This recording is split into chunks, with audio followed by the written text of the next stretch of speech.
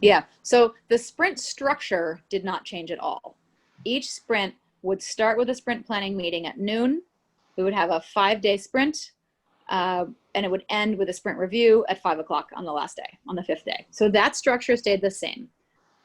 One piece that got added as we went forward, we realized we had set it up to be able to work entirely asynchronously. So we had a list of tasks on a big Google spreadsheet. We called it the sprint backlog, and it was divided by different sub-teams, and people were assigned to a sub-team, and they could list what the task was and link from there to the relevant document.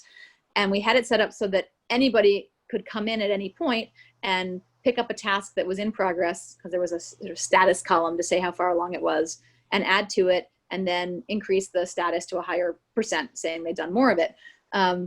What became clear, I think probably even in sprint 2, is that even though we were all over the place, having just a meeting for the review at the end of the sprint and a planning meeting at the beginning of the sprint wasn't enough time for us to work. It wasn't as much synchronous work as the teams would have liked.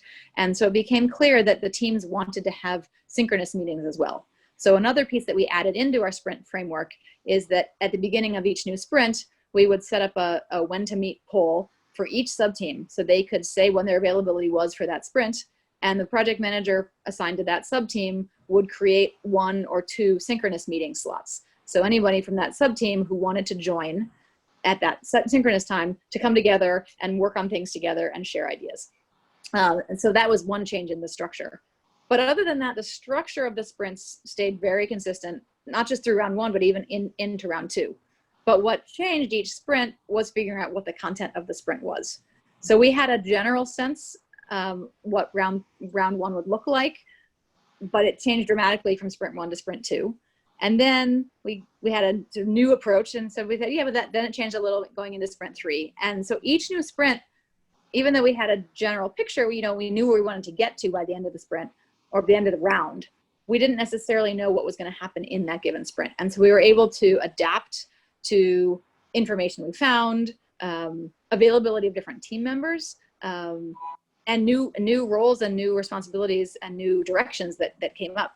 At one point, we had this medical team, but we realized we needed to get into not just the medical information, but the standards. There are a whole number of FDA standards and ISO standards that govern medical equipment and medical devices and ventilators in particular. And we got access to a number of these standards because these standards organizations have started making them public, the things that are related to, particularly to COVID equipment, COVID-related equipment. And so they made these standards available. And we realized we needed to know what the standards were because a lot of the competition requirements were related to the standards. And so we didn't realize this in the beginning, but by sprint 3, we thought, wow, we're going to need someone or a small team to get to know these standards as well as the medical information.